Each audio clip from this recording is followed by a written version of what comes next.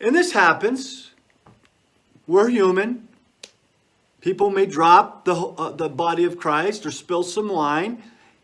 If this happens, we wash the area, dilute that area, and any water or diluted body of Christ or host that might be spitted out or partially consumed, then it gets dissolved and it goes down a special drain. It's called the sacrarium. And this drains directly to the earth. And so what comes from God returns to God. Okay? And so that's the process if something is dropped or spilled.